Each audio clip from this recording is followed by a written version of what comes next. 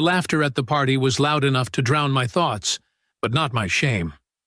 I stood there, holding a small glass of water, pretending to smile while my son's wife, Emily, told the guests a story that had everyone laughing. Everyone but me. And then he used the wrong remote and turned off the TV instead of the fan, she said, clutching her wine glass. Bless him. He's still learning how technology works. The crowd chuckled. My son, Daniel, didn't stop her. He laughed too. The joke was about me. I forced a smile and looked down.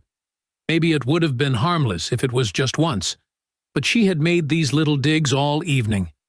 Every time someone came near, she found a way to make me look like an old fool. He forgets things sometimes, she said once. He's not used to modern life, she added later. To them, I was just the outdated old man who lived in their house.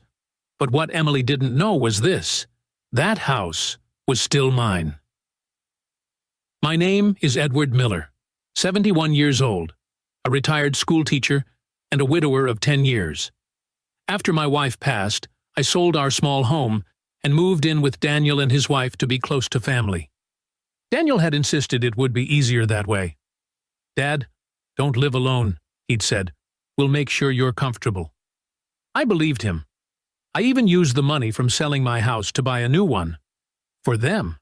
I put it under my name, planning to gift it to Daniel later when I was gone.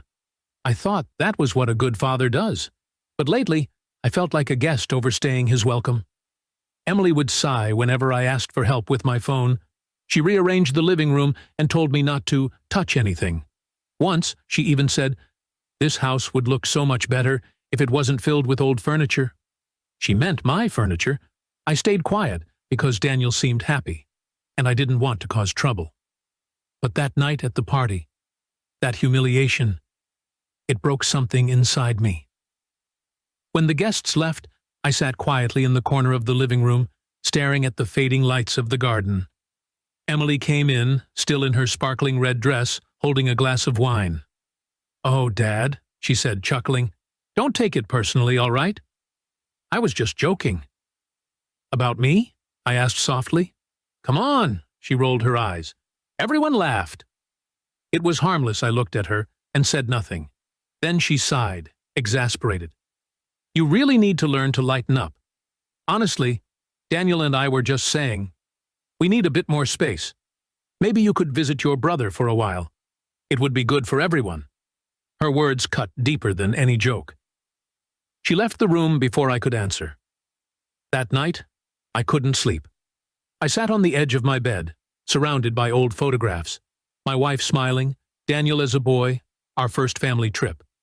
I remembered how my wife used to say, "Don't let anyone make you feel small in your own home, Edward." That's when I realized this wasn't their home. It was mine. And maybe it was time to remind them. The next morning, I woke up early. The house was quiet. I made myself a cup of tea and watched the sunrise through the kitchen window. Then I made a phone call to my lawyer, Mr. Collins. "Edward," he greeted me warmly. "It's been a while." "Yes," I said calmly. "I need to sell my house." "Your house?" he asked, surprised. "Yes, the one on Willow Lane."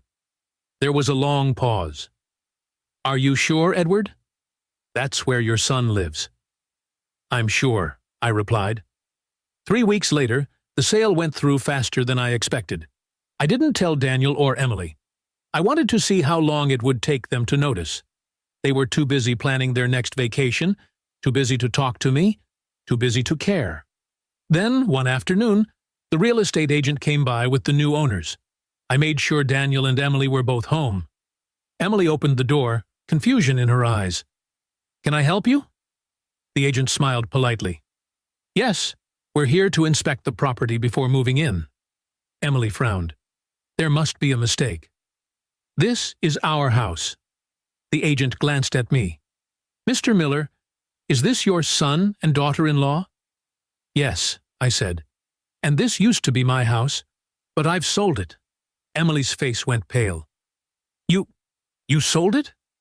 Daniel stepped forward. "Dad, what are you talking about? You can't just—" "I can," I said quietly. It was under my name. I bought it. I paid for it. You two never even looked at the papers. Daniel was speechless. Emily's mouth opened and closed like she was gasping for air. Dad, Daniel finally said, where will we go? What are we supposed to do? You can stay for 2 more weeks, I said. After that, the new owners will move in.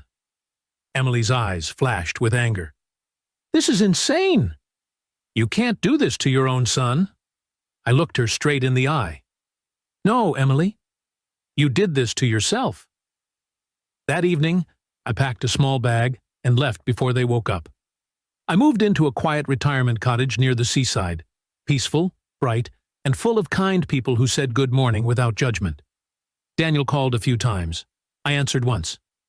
Dad, I'm sorry, he said, his voice breaking. Emily realizes she went too far. We were just thoughtless. I sighed. Son, I love you. But respect isn't something you demand. It's something you earn. You let her treat me like a burden in my own home. I know, he whispered. I'll make it right. I hope you do, I said. For your sake, not mine. Months passed. I heard they'd rented a small apartment across town. Emily had stopped speaking to me entirely, which didn't bother me much. Sometimes I sit on my porch, watching the ocean waves roll in. I think about that night at the party, the laughter, the sting of embarrassment, and I smile, because that was the night I stopped being silent. That was the night I remembered who I was. And that was the night she lost the house. I built with love. Never mistake kindness for weakness. A humble man's silence isn't surrender. It's patience. And when that patience ends, the world learns the power of quiet revenge.